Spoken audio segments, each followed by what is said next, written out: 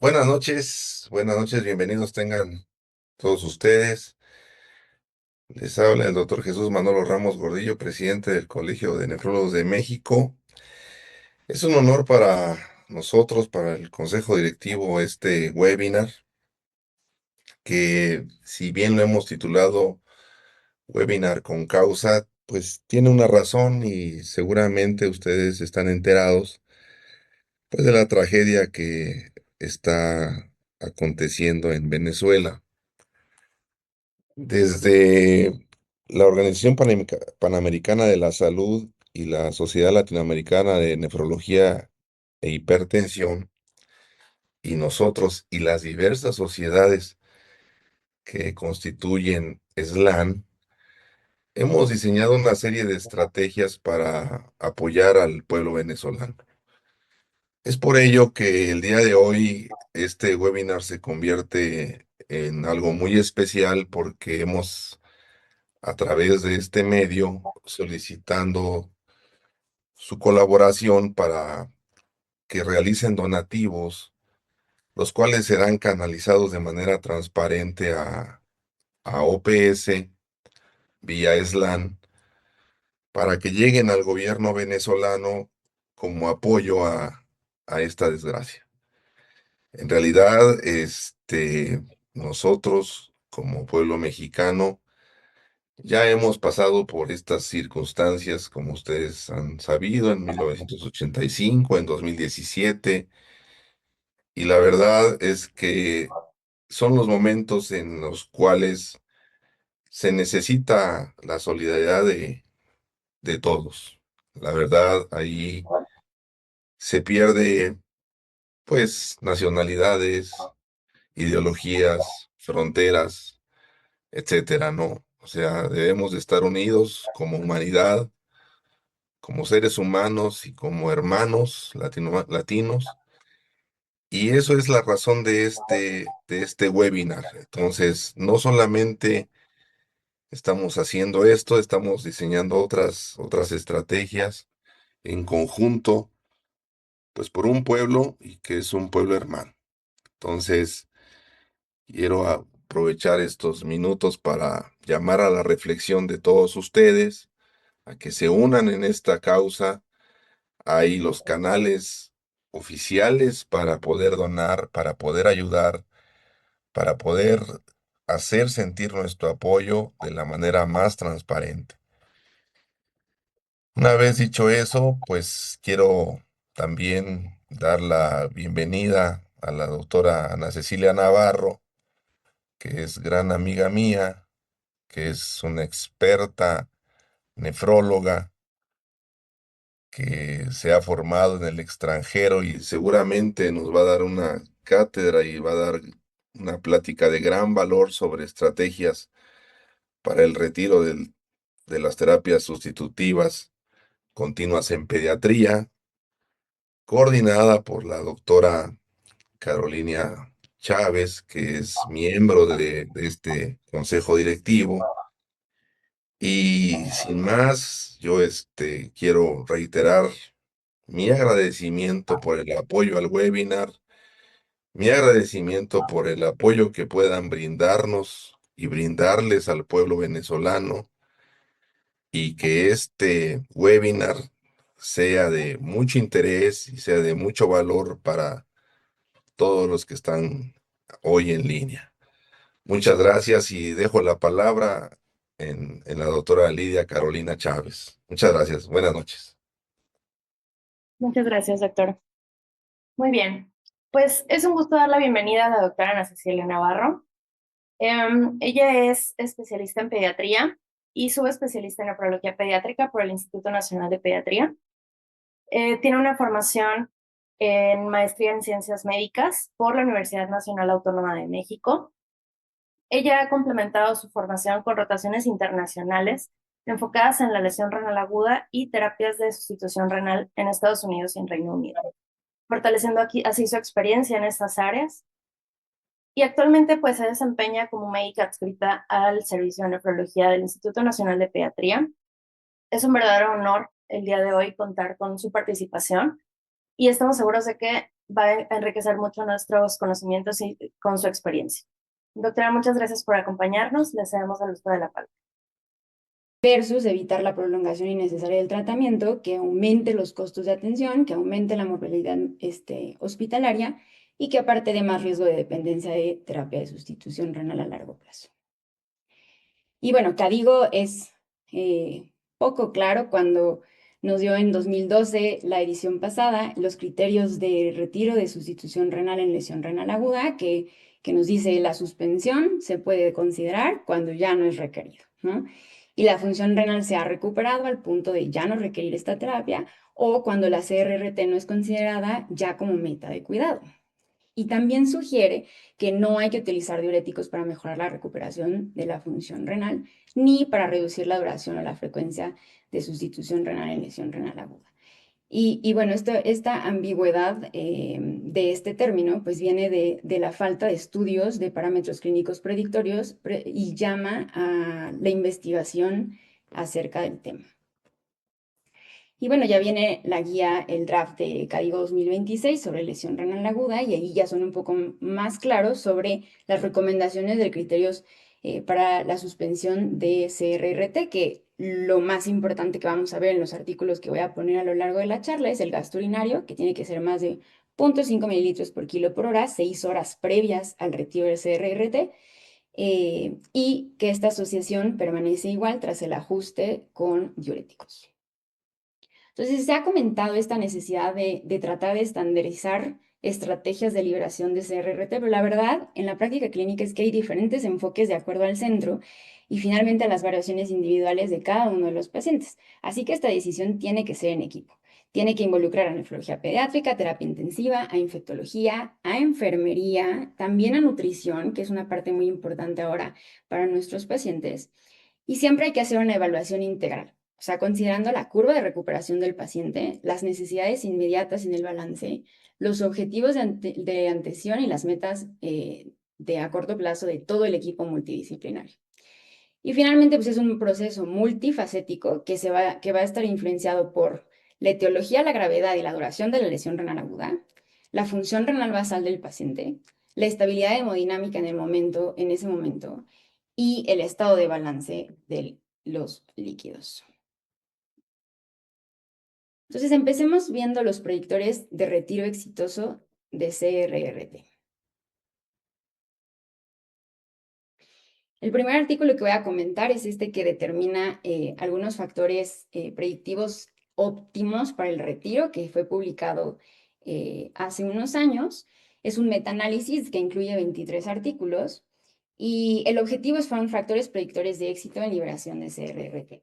Entonces, en este artículo se mencionan 13 parámetros predictores divididos en 3 áreas. Los bioquímicos convencionales de la función renal que conocemos, creatinina, depuración de creatinina, etcétera, biomarcadores de la función renal y valores fisiológicos, que básicamente es el gasto urinario. Entonces, en la primera tabla,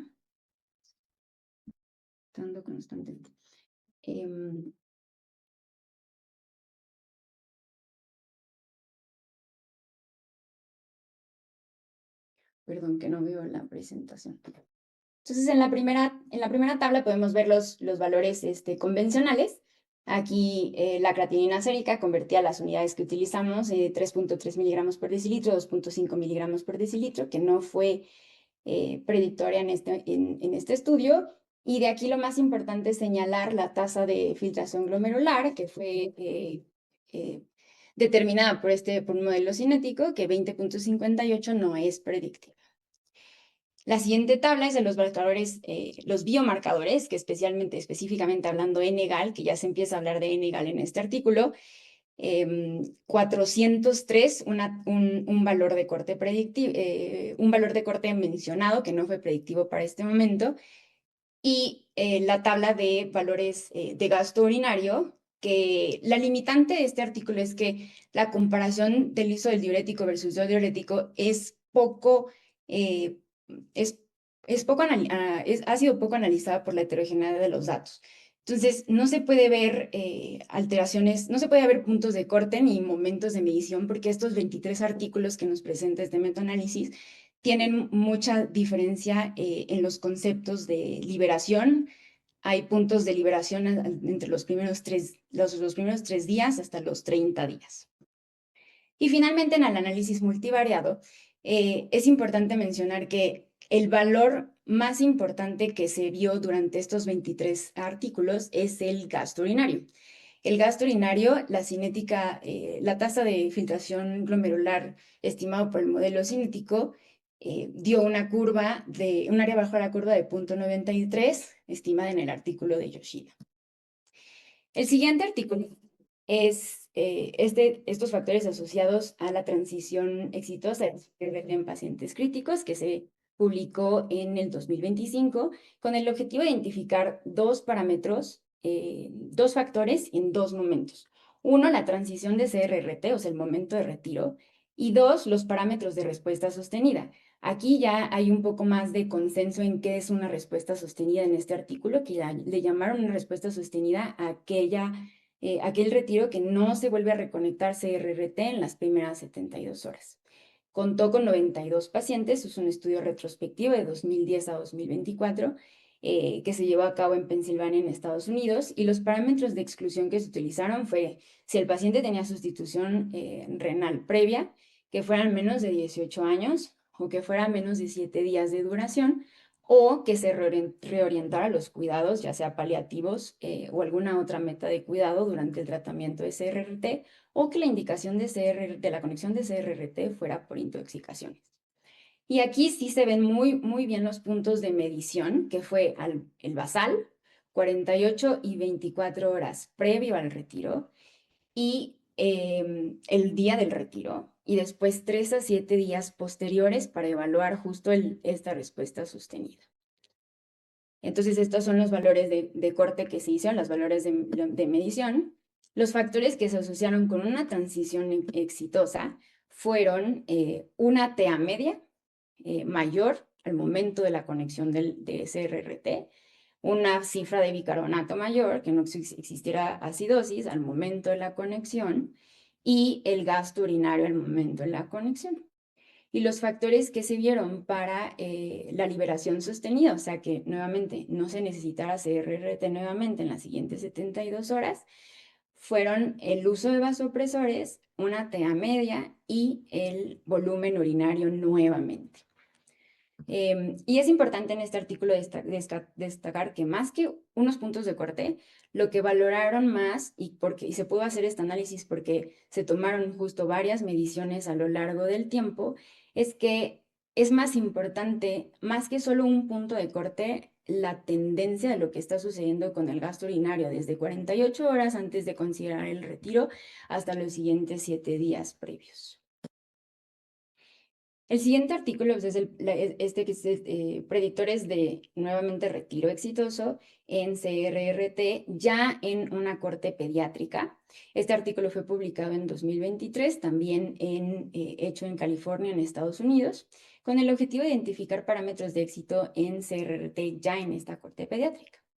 Este artículo incluyó inicialmente 150 pacientes, sin embargo, se excluyeron unos 52 pacientes porque no tuvieron un intento de liberación de CRRT, los datos fueron incompletos o tenían ya un diagnóstico previo de enfermedad renal o necesidad de sustitución renal previa. Y entonces el análisis fue hecho con 99 pacientes, el 73% tuvo una liberación exitosa, el 26% se tuvo que volver a reconectar y se llamó reconexión o liberación exitosa si no se necesitaba terapia nueva en al menos 7 días. Y los resultados, como se puede ver en esta tabla, aquellos que tuvieron una liberación exitosa versus aquellos que tuvieron la necesidad de reconexión, entre las dos poblaciones, estas características basales de la población, no hubo ninguna diferencia entre los dos grupos. Y en cuanto a los resultados, pues se vio que una falla, o sea, una reconexión en las primeras 7 días, se asociaba con mayor estancia, obviamente, en la unidad de cuidados intensivos y por lo tanto mayor mortalidad en cuidados intensivos. Y es nuevamente comentado, el gasto urinario como el mayor factor predictor, el gasto urinario ya con un punto de corte, específicamente hablando de la población pediátrica, con 0.5 mililitros por kilo por hora, las 6 horas previas a la suspensión de CRRT, independientemente de si se utilizó diuréticos o no, porque fue posible hacer un subanálisis de aquellos que se utilizaba diurético durante este estudio. Entonces, para explicar eso, pues, nos muestran dos tablas, una de pre-retiro de CRRT y una post-retiro de CRRT. Y aquí en el punto de corte de 6 horas antes, se puede ver que tiene una muy buena asociación. También así la de 24 horas. Ambos valores son correlacionables con el éxito de la liberación de CRRT. Y en el post-retiro de CRRT también los valores a las 6 horas y los valores a las 12 horas representativos. Ningún otro marcador fue representativo en esta corte de éxito de CRRT retirada. Y aquí las curvas las gráficas del área bajo la curva, entonces podemos ver que a las 6 horas antes, con una muy buena asociación, un área bajo la curva de 0.72. ¿Y por qué eligieron esta justo de 6 horas? Pues únicamente en la discusión mencionan que es por la clínica, ¿no? Es muchísimo más útil evaluar 6 horas previas, ya sea porque durante esas 6 horas se puede hacer decisiones si el set, o sea, si el set de CRRT llega a su vida media, en 6 horas que se prepare el equipo para conectar un nuevo set, se puede valorar la uresis sin necesidad de poner al paciente en riesgo de tener un balance negativo al hacerlo a comparación de 24 horas. Pero ambos valores fueron representativos y estadísticamente significativos. El siguiente estudio es nuevamente factores de asociación de éxito ante la liberación de CRRT en niños y en adultos. Adultos jóvenes. Este estudio fue publicado por el grupo de investigadores de WeRock, que prácticamente está en todo el mundo. Fueron 7 países los que fueron incluidos en este artículo retrospectivo, 32 centros hospitalarios de 2015 hasta 2021, y así es la corte más grande en pediatría. Estos pacientes también tuvieron exclusión si tenían enfermedad renal previa, si la causa en la que se conectó CRRT era por una intoxicación, si el tratamiento fue combinado con ECMO, en el caso especialmente en pediatría, en los pacientes cardiópatas, y la clasificación basal fue únicamente tomando en cuenta el primer intento de retiro. Se llamó reconexión en menos de 72 horas tras el retiro, y una liberación exitosa, aquí es que no se haya conectado nuevamente en 72 horas. Y se hizo un subanálisis para ver el balance hídrico al tercer día y evaluar también el uso del diurético. En este artículo se incluyeron 996 pacientes. Se excluyeron esta cantidad de pacientes, 357 ni siquiera tuvo un intento de retiro, una parte de ellos, 29 pacientes, murieron en las primeras 72 horas y no fue posible lograr esto. Y finalmente el análisis se llevó con 622 pacientes, de los cuales llama la atención 50% que sí se logró la liberación, 50% fue fallido. Y el análisis entonces llegó con 601 pacientes para dividirlo ya en el uso de diurético y en el balance a los 3 días, que también da pauta para que la liberación pueda ser prolongada a más allá de 30 días. Y aquí podemos ver que la media de la edad fue de 9 años. La corte en la que se liberó de manera exitosa, la edad fue menor. Las comorbilidades también más identificadas fueron las comorbilidades cardíacas, las oncológicas y las gastrointestinales. Y sí hubo diferencia entre si la patología de base era renal o urológica como diagnóstico basal. Entonces, en este artículo, pues podemos ver que los parámetros de severidad entre los pacientes que lo lograron con éxito y los que fallaron ante el primer intento de liberación, el índice de Pelot al inicio de CRRT fue prácticamente el mismo, o sea, sí es comparable en la severidad en los pacientes de ambos grupos. Y el índice vasopresor inotrópico fue distinto en las dos poblaciones, pero no fue distinto al momento de la liberación de CRRT. Y es interesante los resultados que nos describen ellos en cuanto al balance hídrico. Por ejemplo, aquí el porcentaje al que se inicia esta CRRT. Recordemos que la población en la que ellos usaron fue desde el 2015 hasta el 2024 y también se menciona en la discusión que si antes conectábamos en adultos y en pediatría con un porcentaje mucho más alto, digamos 10 a 15% de sobrecarga hídrica, es interesante ver cómo ya se ha concientizado al grupo de nefrología crítica para empezar un poco más pronto, con un porcentaje incluso menor al 10%. Aquí se puede ver que se empezó en ambos grupos con el 7% de sobrecarga hídrica. Y también es interesante este dato, en el que aquí nos ponen el tiempo al que el balance es negativo por primera vez. Y nos viene día 1, día 2, y ahorita voy a mostrar una página, la siguiente tabla que viene en el material de suplemento, en el que en la corte que falló la liberación de CRRT, este descenso o este balance negativo se llegó mucho más rápido. Y eso también es muy interesante porque ya se ha tenido también tiempo de concientizar sobre los efectos negativos de la remoción rápida de líquido, que puede hacer también isquemia tisular, que puede ser negativo o tener resultados negativos sobre los desenlaces en los pacientes.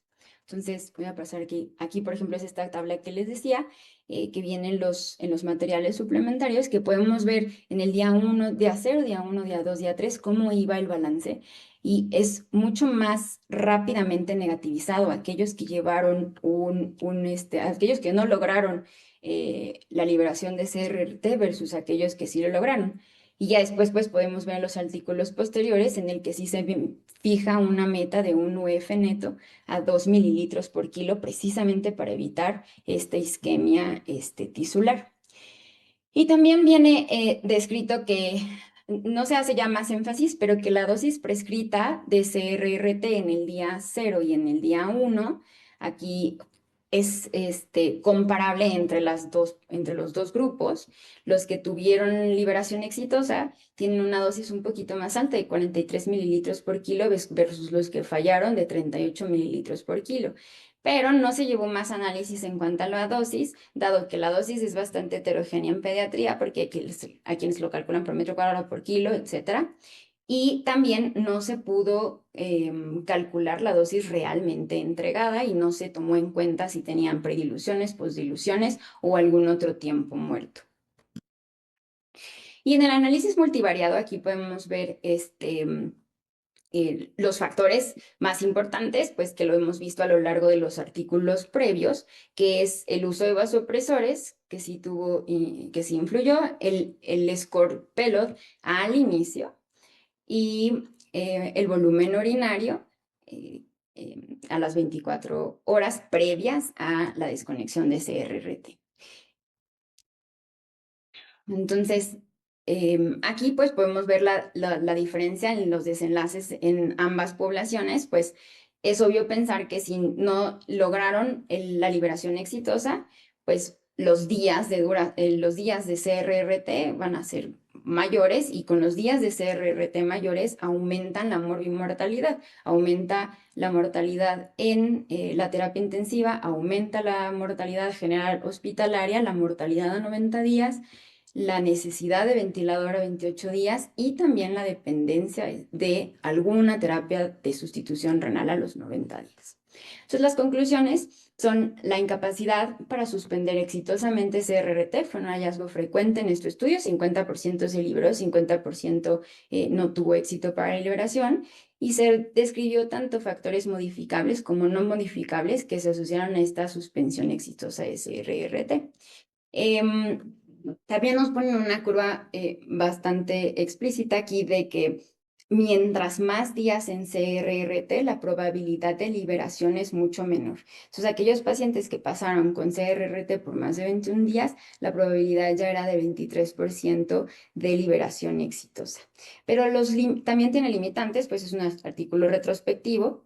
Si bien es una fortaleza que esta corte es variada, que representa 7 hospitales del mundo, solo se valoró el primer intento de retiro de CRRT. Así que todos los demás retiros posteriores pues no se toman en cuenta en el análisis y sí pudieron llevarse a cabo, o sea, y pudieron haber tenido éxito, pero no se está tomando en cuenta para el análisis. Este artículo es uno de los más nuevos, pues la liberación de CRRT en adultos y en niños. Este es un consenso, además de una revisión de la literatura. Se tomó en cuenta 18 artículos, 10 de adultos y 8 pediátricos, que también ya los artículos pediátricos toman un poco más de valor, ya casi como lo de los adultos. Y es importante describir aquí los puntos, las perlas clínicas en la parte pediátrica, que nuevamente sugiere al gasto urinario como el determinante más importante para la liberación exitosa, de más de 0.5 mililitros por kilo por hora en las primeras 6 horas. O sea, tomaron en cuenta ese artículo que les acabo de mencionar antes de la liberación y independientemente si se utiliza diurético o no. Y que obviamente el gasto urinario pues no debe ser lo único que se tome en cuenta. Y proponen aquí un esquema de liberación. Entonces, los pacientes pediátricos que tengan una creatinina en el tratamiento de menos de 0.5 miligramos por decilitro o que tengan una decisión, un juicio clínico que ya tenga un balance negativo y que tenga la capacidad de poder tener un balance neutro con el gasto urinario que tenga el paciente en ese momento. O un gasto urinario de más de 0.5 mililitros por kilo por hora, 6 horas previas al intento del retiro, o el gasto urinario de más de 1 mililitro por kilo por hora, 24 horas previas a el test de furosemide. En ese paciente es un paciente candidato a considerar descontinuar ya CRRT y va a monitorizar el gasto urinario post liberación que sea mayor a 0.5 mililitros por kilo por hora, de lo contrario, reconsiderar la reconexión de CRRT. Y bueno, con estos artículos que acabo de mencionar, el gasto urinario es claro, el factor predictor, pero el papel de los biomarcadores también ya empieza a ser mucho más importante. Entonces, en este artículo se evaluó el NGAL, que es uno de los biomarcadores que ya tiene un poco más de estandarización en la clínica, y el objetivo fue valorar el NGAL urinario en la duración y la predicción de liberación sostenida. Se incluyeron 57 pacientes, es un estudio retrospectivo que se llevó a cabo en Cincinnati, Ohio, en Estados Unidos. Los pacientes fueron desde 2 meses a 2 años, tomados entre el 2018 y el 2024, y fue una corte combinada. 24 pacientes provinieron de este estudio de Taking Focus 2, que es el artículo en el que se publica la angina renal con el uso de diurético y NGAL. Y también con un artículo, con una corte, perdón, que se llevó, son 33 pacientes de la corte de la prueba de estrés de furosemide. De estos dos se combinaron y de ahí tenemos la N57, que fueron liberados o desescalados exitosamente. Al éxito ya no le llamamos 72 horas, sino sin CRRT, ni 7 días sin CRRT, sino 30 días sin ninguna terapia de sustitución renal. Y se vieron 2 desenlaces. Uno, la concentración más alta de NGAL durante los primeros 4 días predice que la duración de CRRT sea menor de 7 días. Y el siguiente desenlace es que la concentración de NGAL después del primer día después del primer día del retiro de CRRT predice una liberación exitosa. Entonces, para el primer desenlace, que es el análisis de duración de CRRT, pues 8 pacientes de la corte fallecieron los primeros días, por lo tanto se descartaron para este análisis y el análisis fue hecho con 49 pacientes. Y aquí podemos ver los dos grupos, aquellos que duraron menos de 7 días y los que duraron más de 7 días. La edad igualmente distinta, los pacientes que duraron más de 7 días con una media de 9 años y aquellos que duraron menos de 7 días, un poco más grandes, de 15 años. El índice de angina renal fue distinto en ambos grupos, el peso también, y aquí la concentración urinaria máxima entre los pacientes que duraron más de 7 días, 8.138 versus los que duraron menos de 7 días, 1.518. Y pues los desenlaces de más CRRT, más días de CRRT, menos días de CRRT, que lleva a más días de ventilación, más mortalidad a los 90, más morbimortalidad a los 90 días y más mortalidad en la terapia intensiva y mortalidad general hospitalaria. Entonces, durante los primeros 7 días se midió N-gal y se tomaron el valor mayor de N-gal en los primeros 4 días para predecir la duración. Se vio en un punto de corte de 2.600, o sea, 2.600 N-gal nanogramos por mililitro, que tenía la mejor correlación con un índice de Juden de 0.59, con una sensibilidad de 0.81 y especificidad de 0.79 para la duración menor a 7 días. Y en el segundo desenlace, que es el análisis de liberación a los 30 días, N-gal urinaria mostró una excelente correlación con la predicción de liberación exitosa. Al principio teníamos el antecedente del primer artículo que les mostré, que el punto de corte fue 400 nanogramos por mililitro.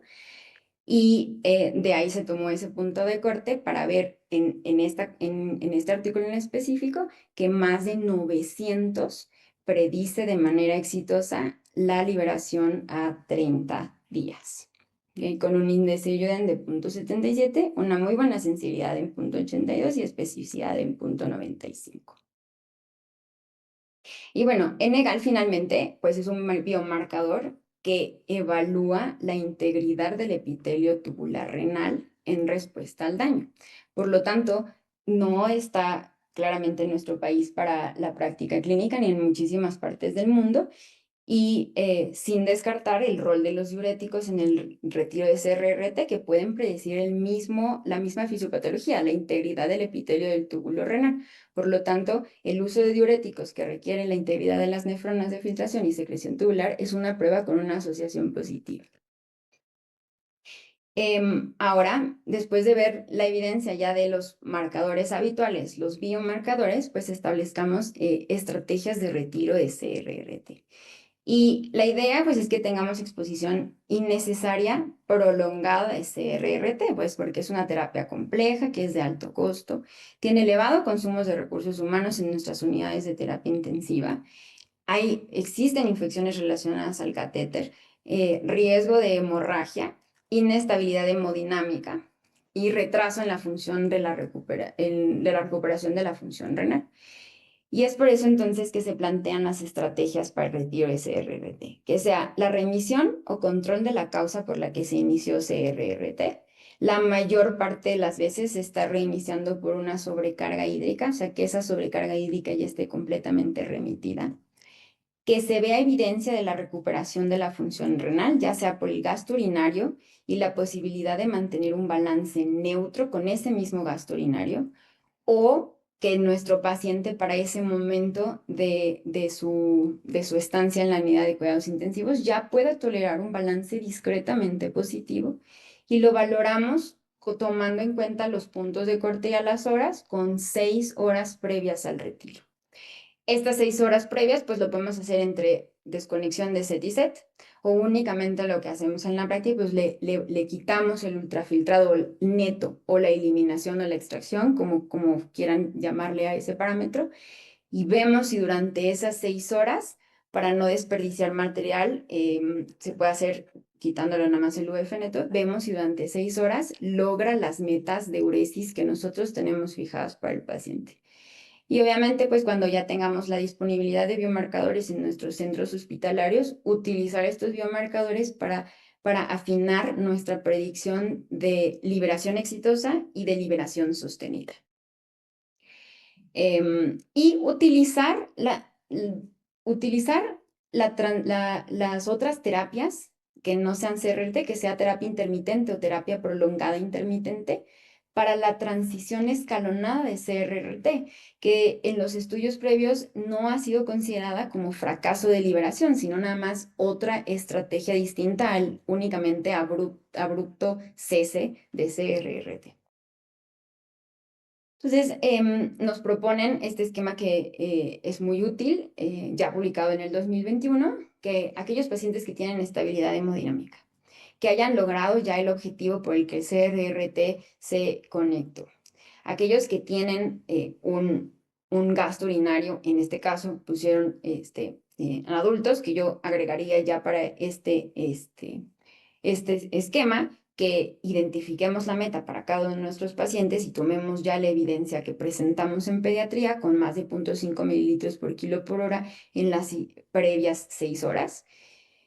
Y que para cuando tengamos los biomarcadores, agregarlos para nuestra práctica diaria. Aquellos que logran hacer esto, valorar entonces el gasto urinario y decidir si retiramos por completo CRRT, por completo, si no tiene ningún otro factor de riesgo, si no tiene alguna otra comorbilidad como cardíaca, oncológica o alguna otra patología renal o urológica, o considerar la transición a la terapia intermitente prolongada o terapia intermitente, y sin olvidar también la diálisis peritoneal, que muchos de estos pacientes que estamos conectando son pacientes con patologías cardíacas, cardiopatías congénitas, que son aquellos que tienen regularmente un catéter TENCOF como parte del abordaje o parte de los cuidados post cirugía, de colocar un catéter transesternal después de la cirugía si el tiempo de bomba es muy largo, y podemos volver a ese catéter y a esa diálisis peritoneal, ya sea continua o intermitente, como parte del desescalonar.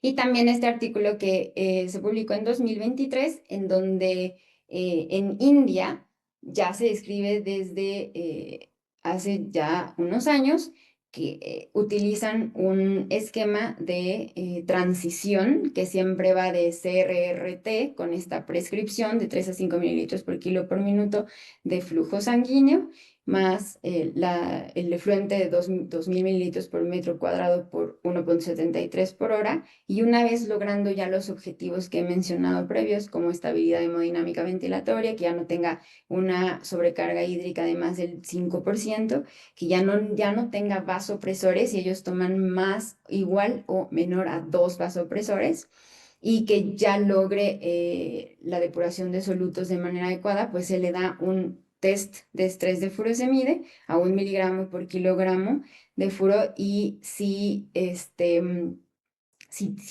en condiciones el paciente, específicamente hablando de los vasopresores, se puede transicionar a un SLED-F, en el cual aproximadamente vieron que se hacen unas 5 a 6 sesiones antes de ya completamente dejar al paciente libre de terapia de sustitución renal, y el SLED-F lo hacen de 6 a 8 horas, de 3 a 5, con un flujo sanguíneo de 3 a 5 mililitros por kilo por minuto, un flujo dializante a lo doble del flujo sanguíneo, cuidando que la fracción de filtración sea menos de 30% y que la dosis convectiva sea de 50 mililitros por minuto, administrada prefiltro para estabilidad del paciente.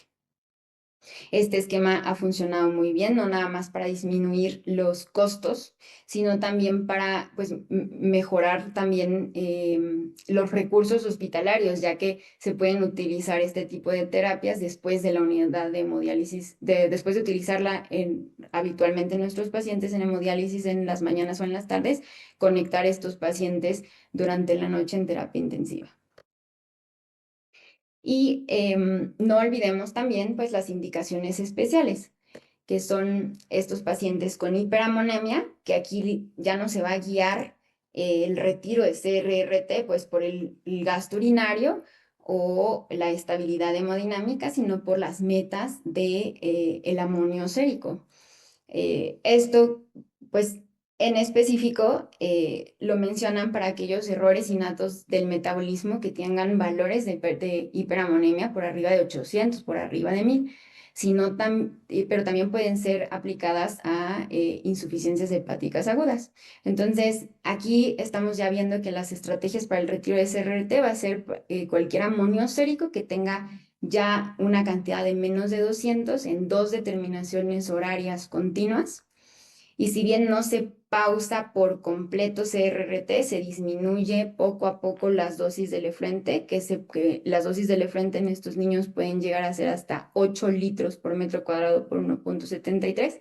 Entonces se va primero bajando la dosis de Lefrente, posteriormente se pudiera dejar en un Lefrente estándar en 2 litros por hora por 1,73, y si en 2 determinaciones horarias continuas y ya no hay tanto riesgo de rebote porque ya estaríamos pensando que el tratamiento médico para mantener los niveles normales, el benzoato de sodio y todo lo que le hayan puesto al paciente para mantener los niveles de amonio, ya esté haciendo efecto para ese momento, y entonces considerar ya sea quitarse RRT por completo si es que ya no hay riesgo de rebote, o continuar CRRT, pero ya a una dosis muchísimo menor y esperar rebotes posteriores.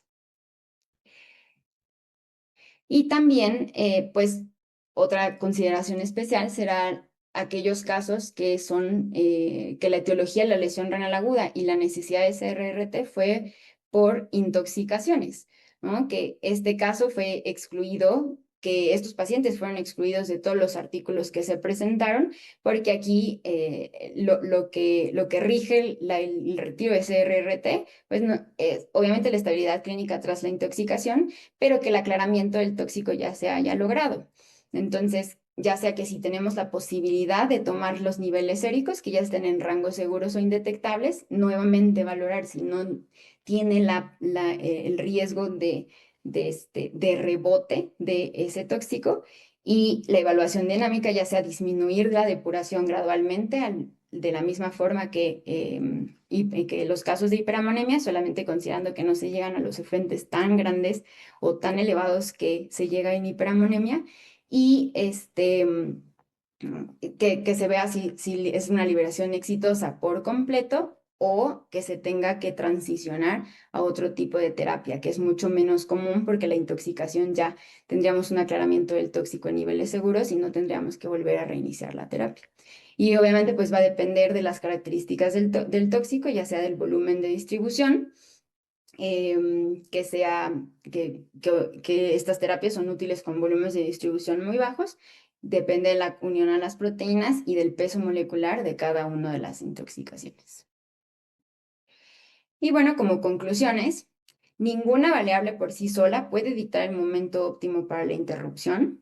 Una combinación de la curva de recuperación del paciente, que va a ser lo más importante, las tendencias del gasto urinario y las necesidades del balance hídrico, y los marcadores metabólicos que pueden mejorar la toma de decisiones clínicas. Entonces, considerar este nuevo nivel de corte que va a venir en las guías de CADIGO 2026 de lesión renal aguda para pediatría, que es el gasto urinario más de 0,5 mililitros por kilo por hora, incluso con el uso de diurético, en un periodo de 6 horas previos al retiro, y ya vimos que puede ser incluso desde las 24 horas con una muy buena asociación, y el N-gal en orina de menos de 900 nanogramos por mililitro como predictor de éxito de liberación a 30 días. Hay que identificar los factores de riesgo de falla de retiro como comorbilidades cardíacas, oncológicas, gastrointestinales y alteraciones renales urológicas, e incorporar la transición de CRRT a otras terapias de sustitución renal. No nada más quedarnos con pausar la CRRT y volver a empezar CRRT, para mejorar los recursos hospitalarios, ya sea terapias intermitentes, PIRRT o diálisis peritoneal. Y pues muchas gracias. Pasamos a preguntas y respuestas, y les quiero hacer una invitación para el taller que vamos a tener en el Instituto Nacional de Pediatría, que va a ser el 20 y 21 de agosto, que va a contar con una parte teórica y una parte práctica, y les dejo aquí los datos para que se puedan registrar. Muchas gracias.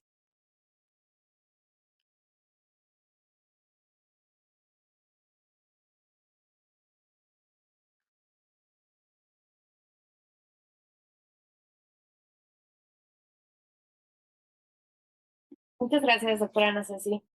Gracias por darnos esta cátedra de estos temas que sabemos que los que lo conocemos, sabemos que le apasionan y que además le gusta enseñar muchísimo. Tenemos varias preguntas por el momento.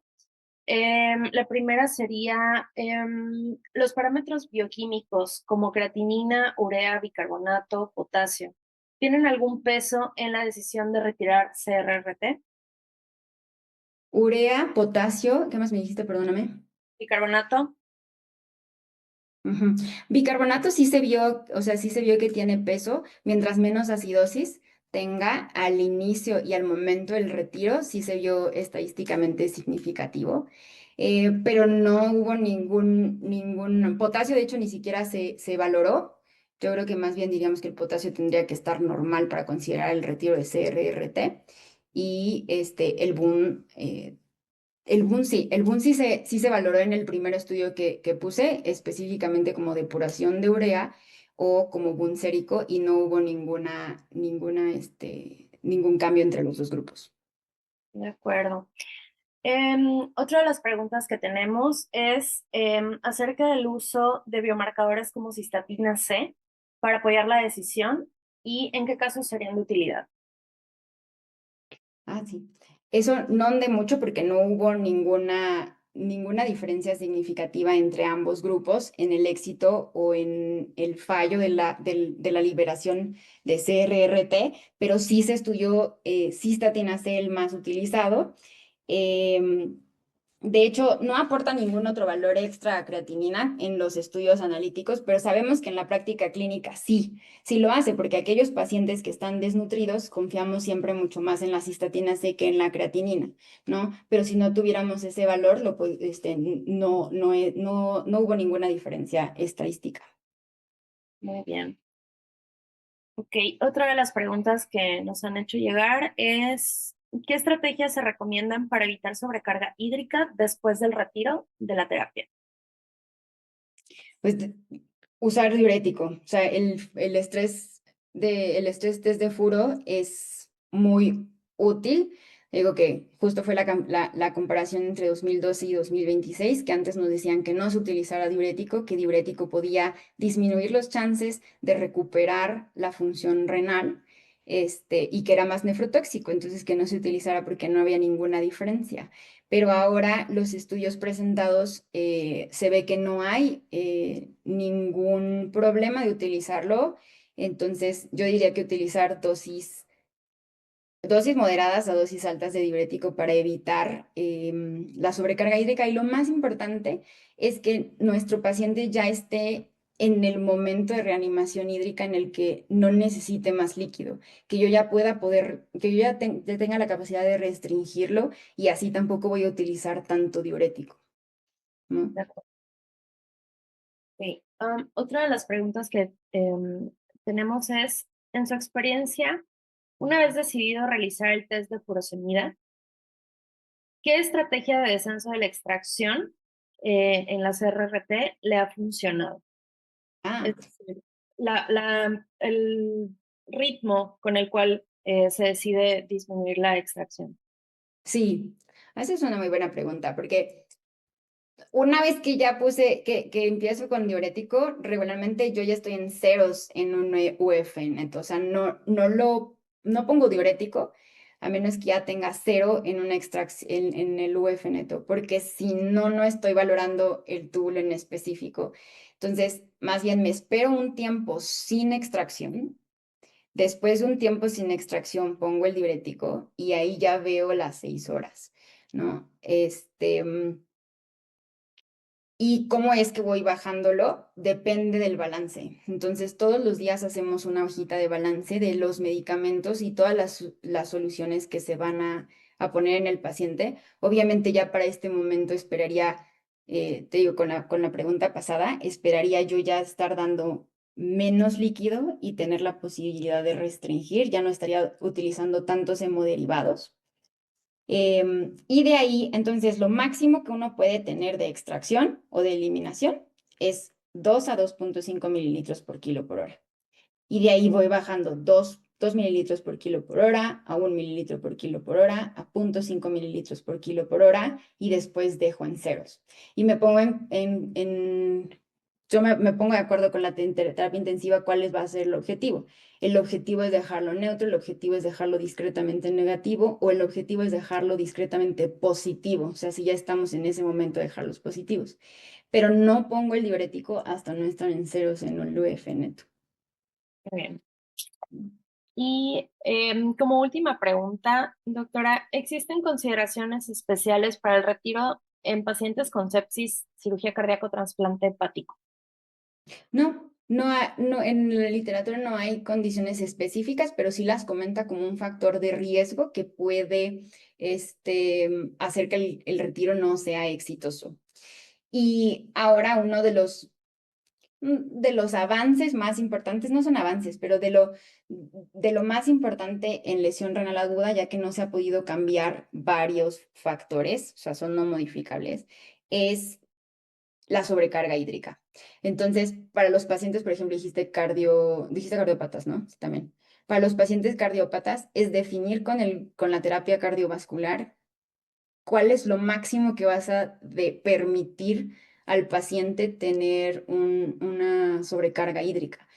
Y de esto va a depender mucho de qué tipo de cardiopatía tenga. Si tiene una cardiopatía compleja, probablemente ese corazón no pueda tolerar más del 3% de sobrecarga hídrica o del 5% de sobrecarga hídrica.